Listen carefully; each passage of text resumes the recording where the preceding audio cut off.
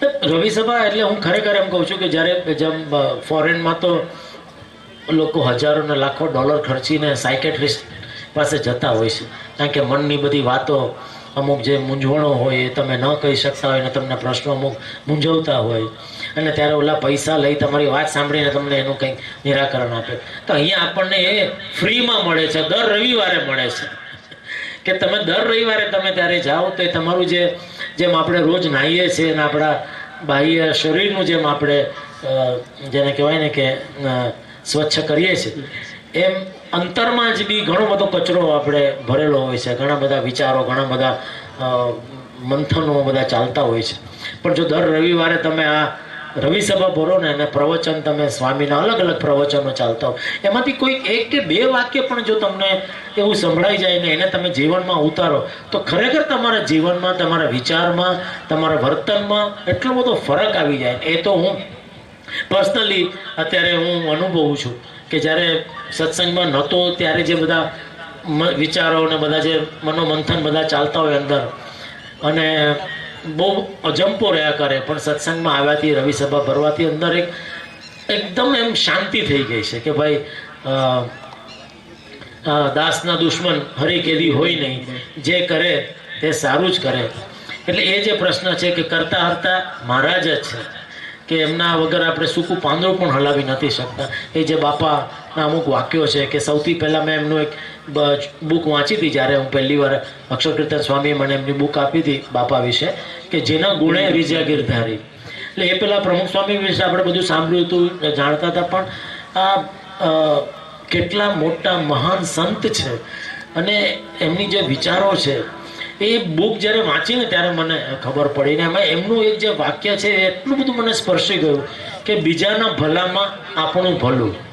કે આ એક વાક્ય ખરેખર તમે જો તમારા જીવનમાં ઉતારો તો જીવનમાં કોઈ દિવસ કોઈ તકલીફ કે દુઃખ આવે જ નહીં. કારણ કે લગભગ શું થતું હોય, આપણે બધા પોતાનો જ વિચાર કરતા હોય કે આમાં મારું શું, મારો શું ફાયદો છે, મને શું આમાં લાભ થવાનો છે. ત્યારે બાપા એ સાવ એ વાત જ કાઢી નાખી કે આપણે આપણું વિચારવાનું જ નથી, બીજાના ભલામાં આપણું, આપણે બીજાનું ભલું કરશો ઓટોમેટિક આપણું ભલું થશે. હમણાં જ એક રવિ સભામાં એક વાક્ય, સોરી એક કહી દઉં કે ફરી આપણે પેલું કરતા હોઈએ છીએ, જાણતા હોઈએ, ઘણી વાર પછી શું થાય કે ભૂલાઈ જાય. તો હમણાં જ એક રવિ સભામાં જે પ્રવચન હતું એમાં એક વાક્ય સાંભળવા મળ્યું કે હઠ, માન અને ઈર્ષા, આ ત્રણ વસ્તુ જો તમારા જીવનમાંથી નીકળી જાય તો તમારું જીવન ખરેખર સ્વર્ગ બની જાય. કે બધો જે પણ કજીઓ છે આ ત્રણ વસ્તુને લઈને છે. કે હઠ, કે તમે હઠ કે ના હું આમ જ કરીશ, હું આમ જ, ના મને આમ જ જોઈએ, પછી તમે મૂકી દો કે ભાઈ ના ચાલશે, તમને આમ ફાવે છે, ઓકે હું મારી હઠ મૂકી દઉં.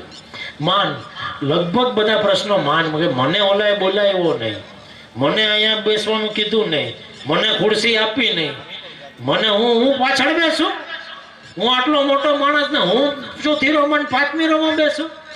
જો એ તમારામાંથી નીકળી જાય તો એ તમને પ્રશ્ન, તમને કારણ કે એ વિચાર આવે તો તમને એ તમારી અંદર એ બધા દુઃખ પ્રવર્તે.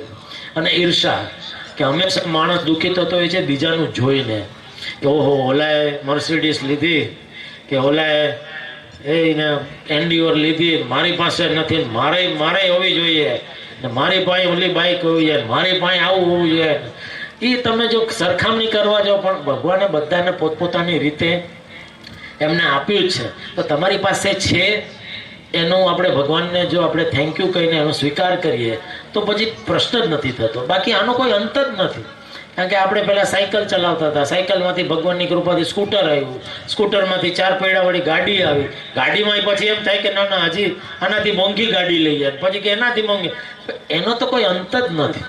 એટલે એ જો આ ત્રણ વસ્તુ જો નીકળી જાય આપણા જીવનમાં તો જીવનમાં શાંતિ, શાંતિ ને શાંતિ જ છે.